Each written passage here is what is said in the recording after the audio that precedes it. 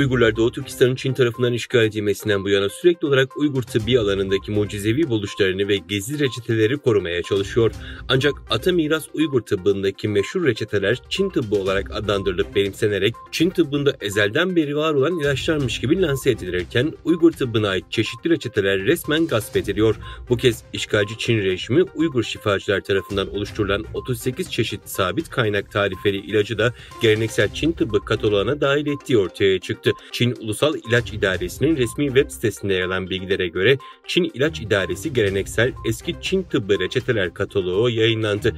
Katalogda toplam 217 adet geleneksel Çin tıbbi ilacın tarifleri yer alıyor. Bunların arasında Uygur tıbbına ait 38 çeşit Uygur geleneksel tıbbındaki ata miras reçeteler de bulunuyor. 7-8 Eylül tarihlerinde Tayvan'ın Taipei kentinde Uluslararası Dini İnanç Özgürlüğü Konferansı toplandı ve konferansın ana konusu Uygur soykırımı oldu. Toplantıya ABD, Avrupa ülkeleri, Afrika ve Latin Amerika ülkelerinden milletvekilleri, sivil toplum kuruluşları, dini liderler, aktivistler ve Tayvan Parlamentosu Başkanı ve milletvekillerinin de aralarında bulunduğu 150 kişi katıldı. Toplantıya Uygurlar adına Dünya Uygur Kongresi Başkanı Sayın Dolkun İsa, İcra Kurulu Başkanı Ömer Kanat ve Amerika Uluslararası Din Özgürlükler Komisyonu eski başkanı Nuri Türkel davetli olarak katıldı. İstanbul merkezli Uluslararası Doğu Türkistan STK'lar Birliği Başkanı Sayın Hidayet Oğuzhan'ın öncülüğünde bir Uygur heyet 6 Eylül'de Ankara'da bir dizi ziyaretler kapsamında siyasi parti temsilcileriyle görüştü. Heyet ilk olarak Milli Eğitim Bakan Yardımcısı Sayın Nazif Yılmaz'ı makamında ziyaret ederek yeni atandığı görevinde başarılar diledi.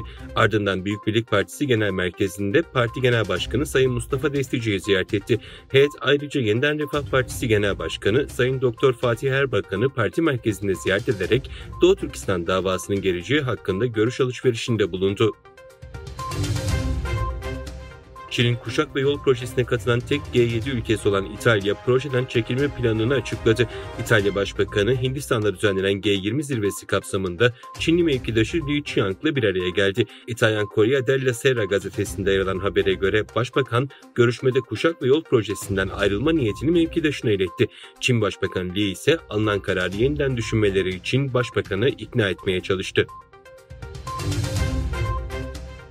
ABD Başkanı Joe Biden ve Vietnam Komünist Partisi Genel Sekreteri iki ülke ilişkilerinin düzeyinin kapsamlı stratejik ortaklığa yükseltilmesinde anlaştı. Biden, Vietnam ziyaretiyle ilgili Çin'le soğuk savaş başlatmaya çalışmadığını vurgulayarak amacının ABD'nin Vietnam ve diğer Asya ülkeleriyle bağlarını geliştirerek dünya çapında istikrar sağlamak olduğunu söyledi. Fas'taki depremde hayatını kaybedenlerin sayısı 2122, yaralıların sayısı ise 2421'e yükseldi. Fas Adalet Bakanı 7 büyüklüğündeki depremde sarsılan ülkesindeki birçok köyün tamamen yok olduğunu belirtti.